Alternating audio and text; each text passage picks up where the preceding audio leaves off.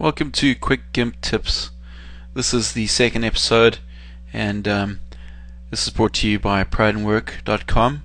Visit our blog at prideandwork.us and our corporate website at prideandwork.com. We're a web design company.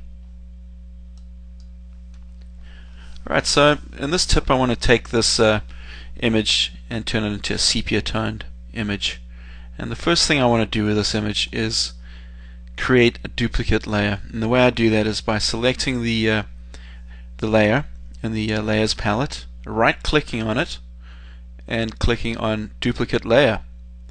We're going to work on this new duplicate layer, and that way we can easily just revert back to the original if we need to.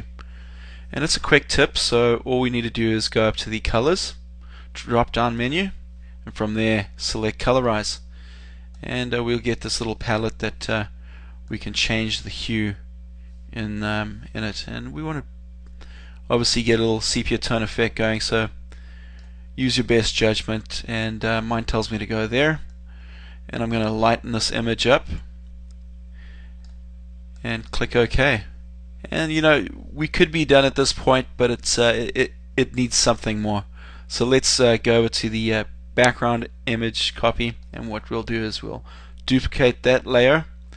And what we're going to do is we're going to actually sharpen up this layer a whole bunch to add some grain.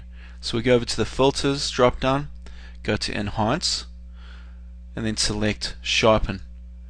And then in the sharpen palette, let's bring this up next to the same image, same part of the image. What we're going to do is we're going to push the sharpening tool all the way to the max and almost overdo it, you know, add lots of grain to this image because we're looking for a grainy effect.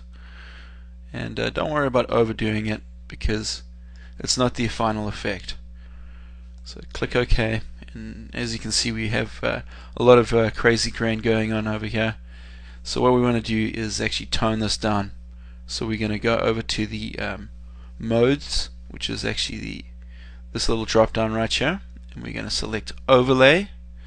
And you can see we've gone back to kind of a nice mix between the two pictures, and there's a lot of grain in here, but it's not overdone, and it definitely looks a bit more grainy and sharp than that image there. And that's the sepia toned effect. So let me show you the original, what we started with. So we started with that, and we moved on to that. And please visit prideandwork.us and add some comments on our blog and any suggestions or any requests for tutorials using this fantastic product, the Gimp. Thank you.